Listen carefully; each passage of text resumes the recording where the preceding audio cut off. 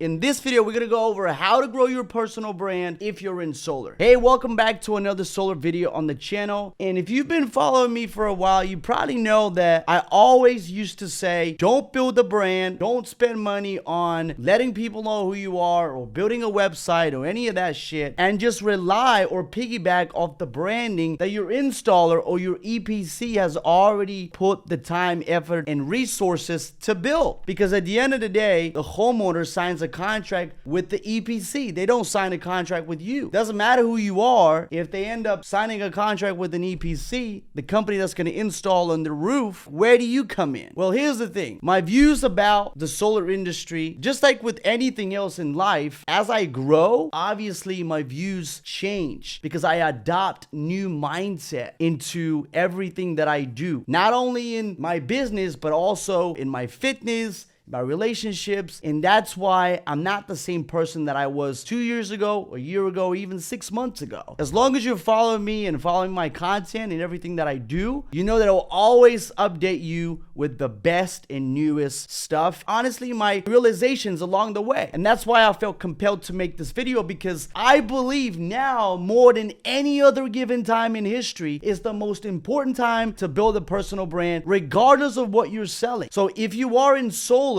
how do you build your personal brand? And why does it even matter? Because yes, you can piggyback off the branding that your installers are already done before you. That's great. That's awesome. Once you sell a deal, the customer gets in the researching phase and they want to look up the company. They want to know who they are. They want to know what they've done. They want to see their reviews. Everything else that a buying cycle would entail, from the point you talk to the homeowner to the point where you shake hands or you have them sign the agreement and you close a deal, there's a lot of steps in between.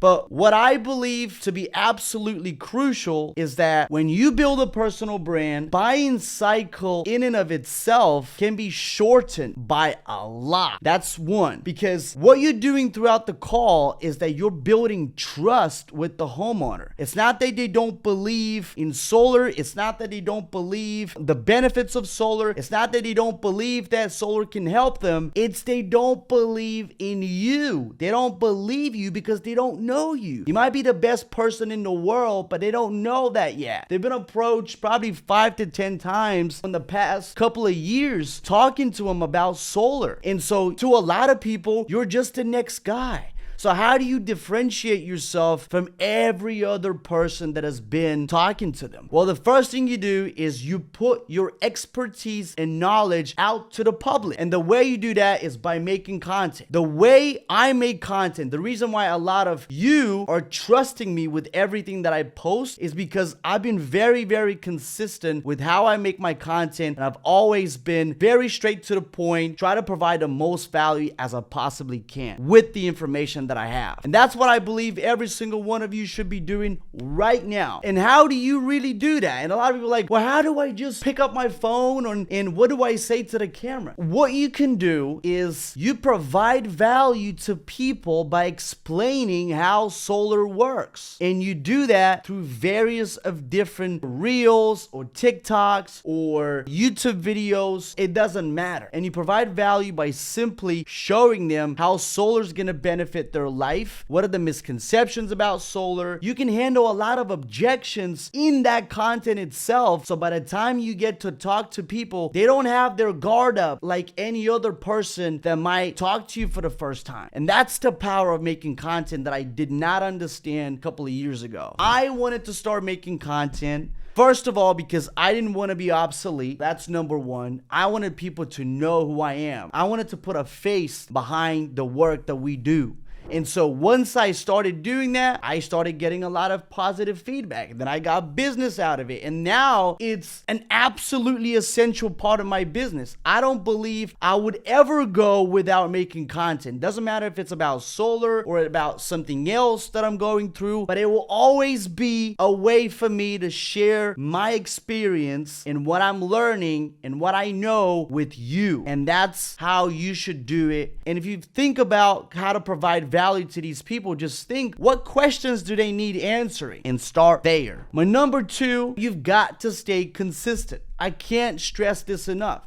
You do not build a personal brand by doing it for a week or two. You got to be consistent. You have to do it day in and day out, week in and week out, for months at a time before you start seeing any traction. Now, for some of you, maybe your content is a lot more engaging and then you get a bigger following a lot faster. But it doesn't matter how long it takes you. All that matters is that you remain consistent throughout the process and you just see it as a simple building block of your business. Because I'm telling you, in 2023 and beyond, it will be a necessity. And it is a necessity. And you can only win more and more business by doing exactly that. Providing value, making content, growing your personal brand. The third step is earning business. And the way of any business to earn more business is by promoting whatever you have to sell. I'm telling you, most businesses get this wrong, not just in solar, but in general. They do promote. And so the little audience they have, it's kind of like, at some point they get sick of it. They're like, dude, all you do is just sell your shit. Like, what do I get? And growing the business while building your personal brand requires you to obviously provide a lot of value before you can ever ask in return. In my opinion, the correct ratio of doing that, which is Gary Vee, I think, has a book called Jab, Jab, Jab, Right Hook, which is pretty much jab, jab, jab, right hook, which is 3-to-1 ratio. Because if you think about it, if you are watching like a specific